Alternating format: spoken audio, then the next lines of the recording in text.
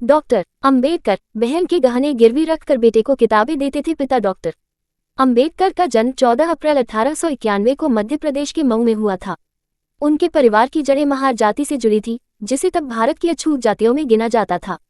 भारत के पहले कानून मंत्री डॉक्टर भीमराव अंबेडकर अपने जमाने में भारत के संभवतः सबसे पढ़े लिखे व्यक्ति थे। उन्होंने ग्रेजुएशन की पढ़ाई मुंबई के मशहूर एल्फिस्टन कॉलेज से की थी और पीएचडी की डिग्री कोलंबिया विश्वविद्यालय और लंदन स्कूल ऑफ इकोनॉमिक्स से हासिल की थी। हालांकि डॉक्टर अंबेडकर के लिए यहाँ तक सफर आसान नहीं था। स्कूल के दिनों में उन्हें न सिर्फ तंगहाली का सामना करना पड़ा था, बल्कि जातिगत भेदभाव भी झेलना पड़ा था। ब्रिटिश आर्मी में थे दादा और पिता डॉक्टर अंबेडकर का जन्म 14 अप्रैल 1891 को मध्य प्रदेश के मऊ में हुआ था। उनके परिवार की जड़ें महार जाति से जुड़ी थी, जिसे तब भारत की अछूत जातियों में गिना जाता था। डॉक्टर अंबेडकर के दादा और पिता दोनों ब्रिटिश इंडियन आर्मी में थे। अंबेडकर रामजी और भीमाबाई के 14वें संतान थे। रामजी भीमाबाई के 7 बच्चों की शिशु अवस्था में ही मौत हो गई थी। ऐसे में अंबेडकर का खास ख्याल रखा जाता था। बचपन में वह लाड़ प्यार में बिगड़े बालक थे। वे जैसे जैसे बड़े हुए उनकी छवि जिद्दी व लड़ाकू बालक की बनती गई। उन्हें किसी भी खेल में हारना पसंद नहीं था। उनकी यह आदत आजीवन बनी रही। रामजी संत कबीर के अनुयायी थे और कबीर पंथ की पूजा प्रार्थना व अनुष्ठानों का पालन करते थे। वे शाकाहारी थे और शराब सिगरेट से परहेज करते थे। अंबेडकर के एक चाचा गोसावी पंथ के सन्यासी थे। 1879 में उनकी अंबेडकर के माता पिता से अचानक भेंट हुई और तब उन्होंने कहा था कि उनके परिवार में एक महान व्यक्ति पैदा होगा जो दबे कुचले लोगों का दुख दर्द दूर करेगा। लंदन में मकान मालकिन की बेटी को अंबेडकर से हो गया था प्यार। दोनों के बीच 25 वर्षों तक चला खतो किताबत किताब में दावा। डॉक्टर भीमराव अंबेडकर के जन्म के कुछ समय बाद ही उनका परिवार रत्नागिरी जिले के डिपोली में रहने लगा। 1894 में परिवार सतारा में बस गया, जहां रामजी को लोक निर्माण विभाग में स्टोकीपर की नौकरी मिल गई। वहीं के कैंप स्कूल से अंबेडकर ने प्रारंभिक शिक्षा ली। वर्ष 1900 में उनका दाखिला पहली क्लास में एक सरकारी इंग्लिश मीडियम स्कूल में हुआ। इस स्कूल में उनका भीवा रामजी अंबेडकर के नाम से दाखिला हुआ। इस नामकरण के पीछे भी एक कहानी है। डॉक्टर अंबेडकर का परिवार उपनाम सरनेम में संकपल लगाता था। इससे उनकी जाति स्पष्ट पता चलती थी। रामजी अपने बेटे के नाम में ये सरनेम नहीं चाहते थे, इसलिए उन्होंने उपनाम की जगह पर पुश्तैनी गांव का नाम लगाने का निर्णय लिया। महाराष्ट्र में यह एक आम प्रथा है जहां कर से समाप्त होने वाले सभी नाम स्थान सूचक होते हैं। उनके गांव का नाम अंबावादे था और इस प्रकार उनका नाम अंबावादे का होना चाहिए था।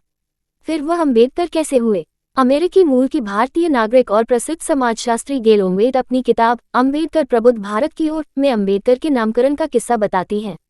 वह लिखती हैं, कैंप स्कूल में उनके एक ब्राह्मण शिक्षक का नाम अंबेडकर था। उस टीचर का ध्यान बच्चों को पढ़ाने में कम और अपनी दुकान चलाने में अधिक रहता था।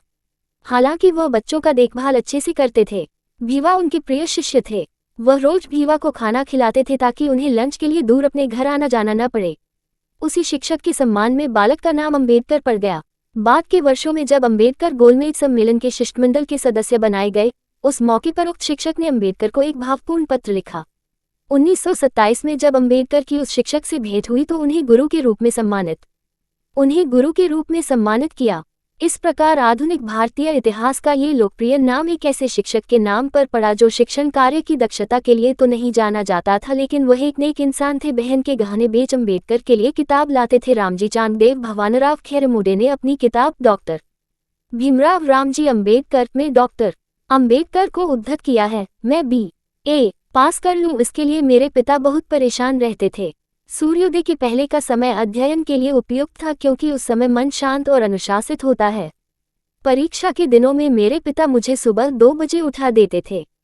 बता दें कि रामजी खुद अंग्रेजी, मराठी तथा मोड़ी भाषाएं लिख लेते थे और उन्हें ये चिंता रहती थी कि उनका बेटा केवल पास न हो बल्कि अच्छे नंबर भी लाए। भीवा शुरू में परीक्षा के प्रति लापरवाह थे और पढ़ाई में ध्यान नहीं देते थे, लेकिन 1904 में जब उनका परिवार बम्बई चला गया तब उनका रुझान अध्ययन की ओर हो गया, क्योंकि वहां उन्हें पढ़ने के लिए सभी प्रकार की किताबें उपलब्ध थीं। रामजी अपने बेटे को पढ़ाई के लिए लगातार प्रोत्साहित करते रहते थे और जिस किसी किताब की उन्हें जरूरत होती उसे अपनी पेंशन राशि से खरीदने में कोताही नहीं करते थे। परिवार का खर्च और पढ़ाई के लिए पेंशन काफी नहीं था। ऐसे में पेंशन की राशि खत्म होने पर वे अपनी बहन के पास पहुंच जाते थे। वह अपनी बहन के गहने गिरवी रखकर डॉक्टर अंबेडकर के लिए किताबें खरीदते थे। जब पेंशन की अगली किस्त आ जाती तो वे गिरवी गहने छुड़ाकर बहन को वापस कर देते थे। अंबेडकर और उनके भाई शुरू में जब तक सैनिक आवास में रहे तब तक उन्हें कभी अस्पृश्यता का सामना नहीं करना पड़ा, लेकिन 17 आने पर उन्हें जाति आधारित भेदभाव का शिकार होना पड़ा।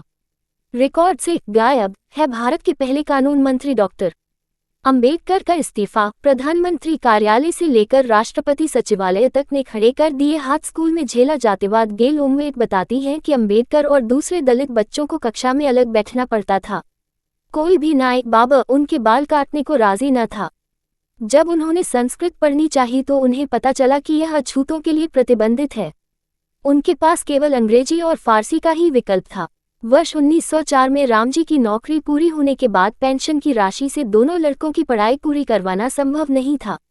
अंततः बड़े भाई बलराम ने एक फैक्ट्री में नौकरी करनी शुरू कर दी। डॉक्टर अंबेडकर की अल्फिंस्टन हाई स्कूल से पढ़ाई जारी रही। वहां उन्हें फीस में रियायत मिलती थी। स्कूल में उनका कोई दोस्त नहीं था। अधिकांश टीचर का भी उनके प्रति अच्छा व्यवहार नहीं था। इन उपेक्षाओं से तंग आकर अंबेडकर अपना अधिकांश समय पास के बगीचे में पढ़ने में लगाने लगे।